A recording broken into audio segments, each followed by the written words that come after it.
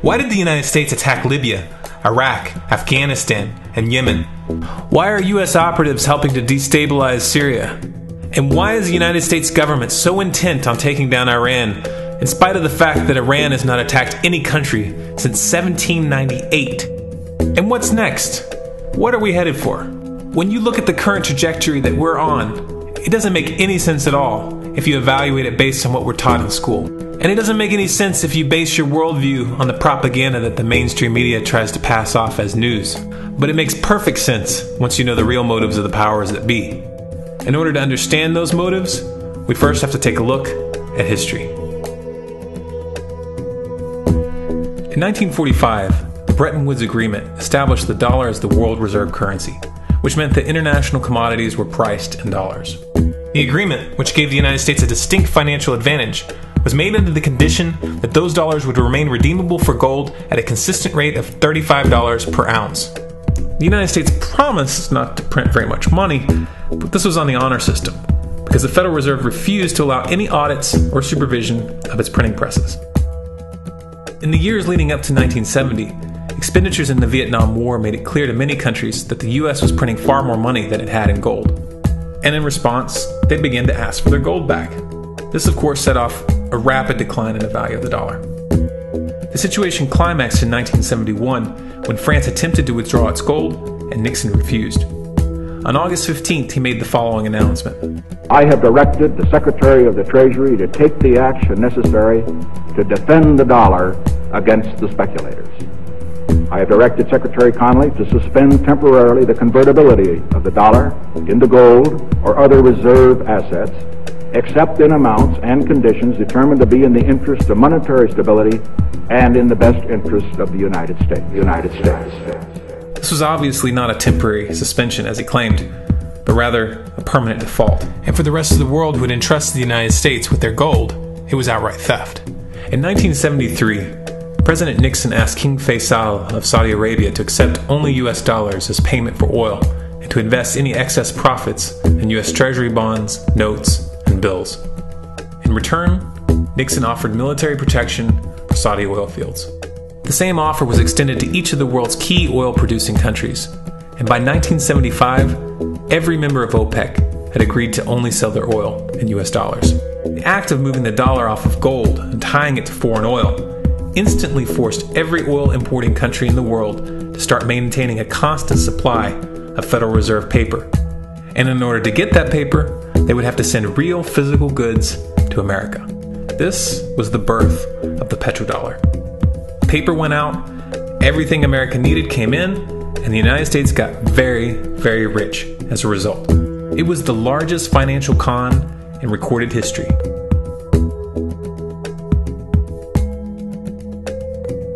The arms race of the Cold War was a game of poker. Military expenditures were the chips, and the US had an endless supply of chips. With the petrodollar under its belt, it was able to raise the stakes higher and higher, outspending every other country on the planet, until eventually US military expenditures surpassed that of all other nations in the world combined. The Soviet Union never had a chance. The collapse of the communist bloc in 1991 removed the last counterbalance to American military might. The United States was now an undisputed superpower with no rival. Many hoped that this would mark the beginning of a new era of peace and stability. Unfortunately, there were those in high places who had other ideas. Within that same year, the US invaded Iraq in the First Gulf War.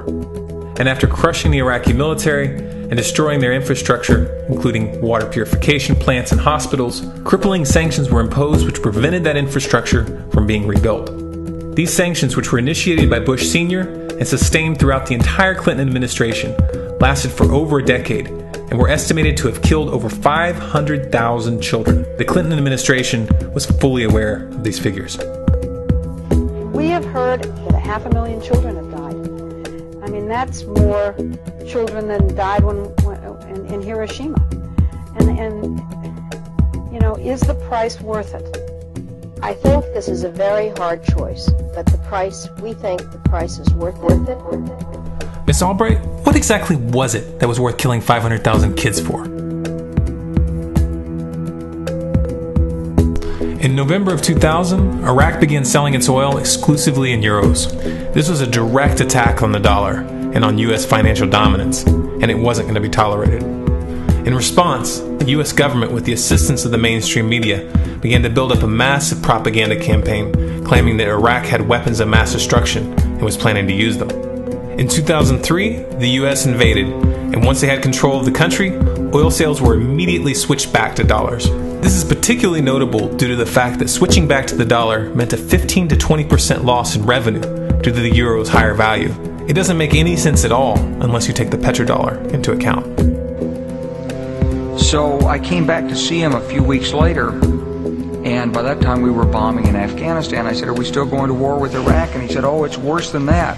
He said, he reached over on his desk, he picked up a piece of paper, he said, I just got this down from upstairs, meaning the Secretary of Defense's office today, and he said, "This is a memo that describes how we're going to take out 7 countries in 5 years, starting with Iraq, and then Syria, Lebanon, Libya, Somalia, Sudan, and finishing off Iran.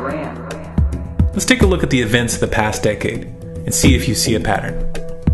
In Libya, Gaddafi was in the process of organizing a bloc of African countries to create a gold-based currency called the dinar, which they intended to use to replace the dollar in that region. US and NATO forces helped destabilize and topple the Libyan government in 2011, and after taking control of the region, US armed rebels executed Gaddafi in cold blood and immediately set up the Libyan central bank. Iran has been actively campaigning to pull oil sales off of the dollar for some time now, and it has recently secured agreements to begin trading its oil in exchange for gold. In response, the US government, with mainstream media assistance, has been attempting to build international support for military strikes on the pretext of preventing Iran from building a nuclear weapon. In the meantime, they established sanctions which US officials openly admit are aimed at causing a collapse of the Iranian economy. Syria is Iran's closest ally, and they are bound by mutual defense agreements. The country is currently in the process of being destabilized with covert assistance from NATO, and though Russia and China have warned the United States not to get involved, the White House has made statements within the past month indicating that they are considering military intervention. It should be clear that military intervention in Syria and Iran isn't being considered. It's a foregone conclusion, just as it was in Iraq and Libya. The US is actively working to create the context which gives them the diplomatic cover to do what they already have planned. The motive for these invasions and covert actions becomes clear when we look at them in their full context and connect the dots. Those who control the United States understand that even if a few countries begin to sell their oil in another currency, it will set off a chain reaction and the dollar will collapse. They understand that there is absolutely nothing else holding up the value of the dollar at this point, and so does the rest of the world. But rather than accepting the fact that the dollar is nearing the end of its lifespan, the powers that be have made a calculated gambit. They have decided to use the brute force of the US military to crush each and every resistant state in the Middle East and Africa. That in itself would be bad enough, but what you need to understand is that this is not going to end with Iran. China and Russia have stated publicly and on no uncertain terms that they will not tolerate an attack on Iran or Syria. Iran is one of their key allies, one of the last independent oil producers in the region, and they understand that if Iran falls, then they will have no way to escape the dollar without going to war. And yet the United States is pushing forward in spite of the warnings.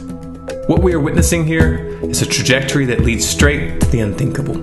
It's a trajectory that was mapped out years ago in full awareness of the human consequences. But who was it that put us on this course?